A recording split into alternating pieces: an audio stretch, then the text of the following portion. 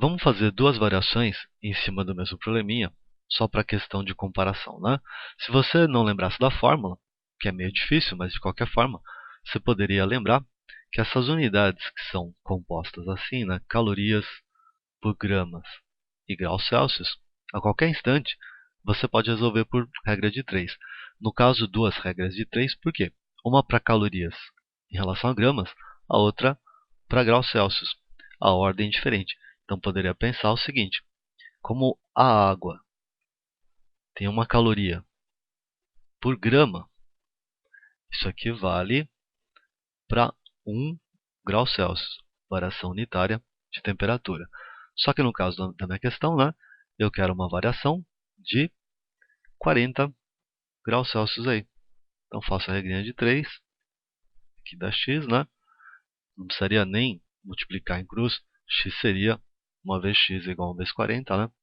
X seria 40. 40 o quê? 40 calorias por grama. Então, eu fiz uma regra de 3 para 1 grau.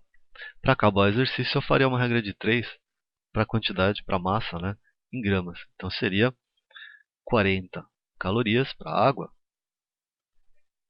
É o que é necessário para aquecer 1 grama, nessa temperatura que eu já vi. Só que no meu caso, a massa que eu tenho é 250 gramas. Tá? Então, aqui eu colocaria 250 gramas para obter a resposta em calorias. Multiplica em cruz, 1 vezes x é x, né? Então, x seria igual a 40 vezes 250.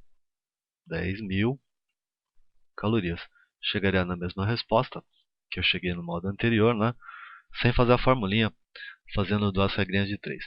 Toda vez que nós tivermos um tópico que permita esse tipo de abordagem, eu vou estar falando para vocês, ok? Uma outra abordagem, como eu disse agora há pouco, né, é se você estiver no vestibular como a Unesp ou como a Unicamp, por exemplo, e você receber os mesmos dados de massa, de variação de temperatura, e se a substância fosse água de novo, só que eles passassem o calor específico para vocês em unidades do Sistema Internacional. Então seria 4.200 joules por quilograma Kelvin. Que mudança que isso acarretaria no meu exercício, né? Se você lembrar, a unidade da constante, mandando o resto, né? Então aqui eu teria a resposta da quantidade de calor em joules, a massa teria que ser substituída em quilogramas e a variação de temperatura em Kelvin. Faça comparativamente. O que mudaria em relação àquele exemplo anterior, quando eu fiz em calorias por graus Celsius, né? Aqui a massa teria que ser passada para quilogramas. Para passar grama para quilograma, é só dividir por 1.000. Então, colocaria 250 gramas sobre 1.000. Trabalhar em fração, tá bom? O Czinho, eu uso o valor que eles deram, né? 4.200. E a variação de temperatura, eu não precisaria transformar, por quê? 40 graus Celsius de variação equivale a 40 Kelvin. Então, colocaria 40 mesmo. Você pode cancelar 3 zeros em cima, 3 zeros embaixo. Então, embaixo sobra 1, né? Não faz diferença para a conta. Ficaria 25 vezes 42 vezes 40. Multiplicação, a ordem não altera, né? Então, posso fazer 40 vezes 25 antes. 40 vezes 25 dá 1.000. 1.000 vezes 42. A resposta no Sistema Internacional seria 42.000 joules. Ok? Reparem que, quando o vestibular passa para vocês o calor específico sensível dessa forma aqui, na verdade o que eles estão fazendo é utilizando uma caloria equivalendo a 4,2 joules. O modo fácil de você perceber isso seria se eu dividisse a minha resposta por 4,2, eu estaria passando para a caloria, né? 42.000 por 4,2 daria 10.000 calorias.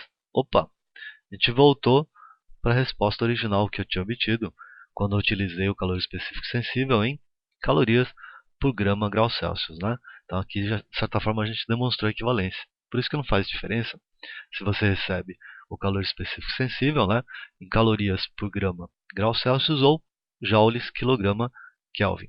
Você só tem que tomar cuidado para utilizar a unidade da constante para saber se você vai transformar a massa de gramas para quilo ou não e a variação de temperatura Celsius Kelvin, que não faria diferença, tá bom?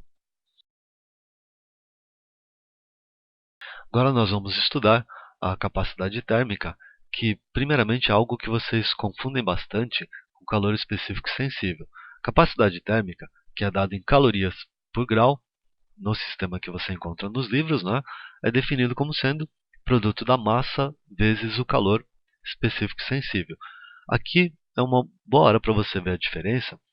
Qual seria a diferença teórica entre a capacidade térmica e o calor específico sensível? Você pode dizer que o calor específico sensível é uma propriedade da substância e a capacidade térmica é uma propriedade do corpo. Como assim? Olhando para a formulinha de calor sensível de novo, né, você percebe que a capacidade térmica seria esse pedaço aqui em verde, né? Então poderia definir a formulinha de uma forma diferente. Calor seria calor sensível, né? Capacidade térmica. Eu estou usando a letra Czão, que é o mais comum em livro, né? Mas para fazer a diferença para o Czinho, eu estou cortando essa letra aqui, para vocês não se confundirem, tá bom? Então, se eu pensar na fórmula de calor sensível, isolando a capacidade térmica, o que você percebe? Ficaria Qzão por ΔT. Então, a capacidade térmica de um corpo é a quantidade de calor em calorias necessária para que esse corpo varie a temperatura de 1 grau Celsius. Tá bom? Então, aqui, por exemplo, não é que eu não esteja levando em conta a substância, mas eu não estou pensando nela. Se você, por exemplo, está no vestibular e recebe a seguinte informação: tem um certo corpo cuja capacidade térmica é 50 calorias por grau. Como é que você entende isso? Para esse corpo aí, não importa se é água, se é alumínio, né? Lembra da aula anterior? Cada 50 calorias que você fornecer para ele, a temperatura vai subir 1 grau. Então, eu posso me preocupar apenas com a quantidade de calor para que você tenha um aumento de temperatura de 1 grau. Então, qualquer pergunta desse tipo, né? Qual seria a quantidade de calor para que esse corpo variasse a temperatura em 2 graus? Seria 100 calorias. Se fosse 3 graus, 150 calorias. É claro que eu posso pensar diretamente, né, fazendo uma regra de 3 mentalmente. Por quê? Que é uma equação de primeiro grau. Tá? A gente pode sempre pensar também naquela abordagem da unidade ser composta por caloria e por grau. Então você faz a regrinha de 3.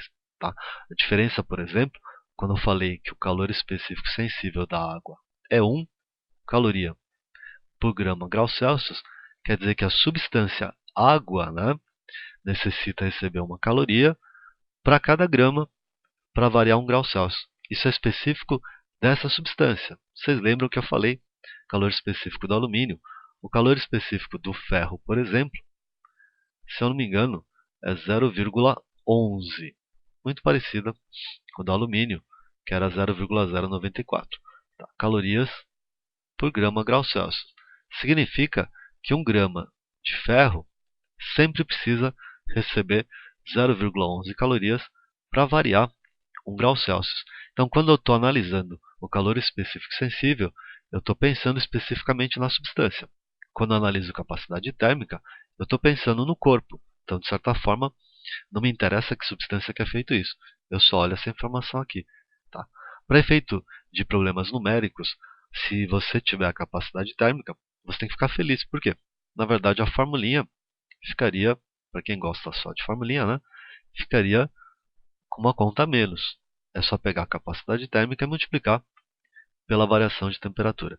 Isso aqui vai ser particularmente mais fácil de perceber, as contas vão ficar menores quando vocês tiverem probleminhas de equilíbrio térmico, principalmente aqueles que envolvam 3 ou mais substâncias. Ok?